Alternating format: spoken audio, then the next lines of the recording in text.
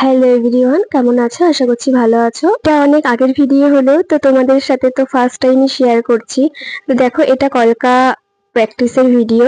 তো কলকা প্র্যাকটিস করতে করতে তারপর রং খেলার ভিডিওতে চলে আসলাম। ভাবছো হয়তো এটা অনেক আগের ভিডিও, তো 2-3টে ভিডিও আমি একসাথে জয়েন করে তোমাদের সাথে শেয়ার করলাম। তো আমি তো রং খেলেছিলাম, রং খেলার পরের দৃশ্যগুলো, দোকানে কি হয়েছিল সেই দৃশ্যগুলো তোমাদের দেখালাম। তো দেখো, এরা ইচ্ছা মতো নিজেরা নিজেদের রং লাগাচ্ছে আর নিজেরাই খেলছে। তো এটা পরের দিনের ভিডিও, বাড়িতে ছিলাম। তো বাড়িতে তো থাকলে তো একটু রিল্যাক্স ফিল হয়, এটা রং খেলার দিন ছিল। তো যাই হোক, পরের দিন আবার নিজের নিজের ক্লাসে চলে গেলাম। সোমবার ছিল আমার, সোমবার করেই ক্লাসটা থাকতো, আর সোমবার করে আমার কাজের জায়গাটা ছুটি থাকতো।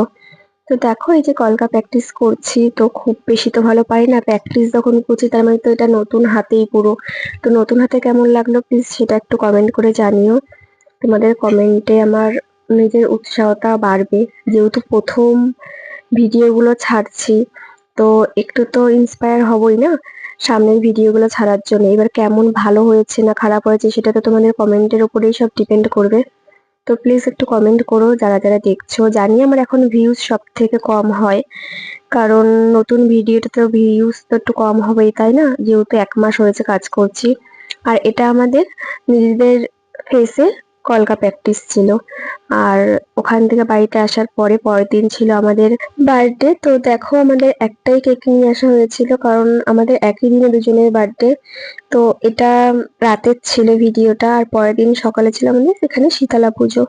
তো শীতলা পুজোতে দেখো কত ভিড় হয়েছে, এটা আমাদের পাড়ার পুজো হয়। তো এটা চৈত্র মাসে হয়, আর আমাদের বার্থডেটাও চৈত্র মাসে।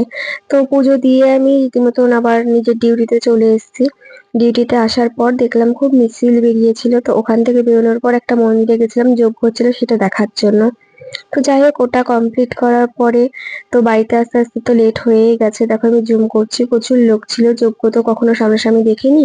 আর পরের দিন ছিলাম ব্রাইড সাজানো, সেটা আমি মিথ্যে বলে গেছিলাম, যেহেতু আমি এক জায়গায় কাজ করতাম, সেখানে তো সব সত্যি বলে যাওয়া যায় না।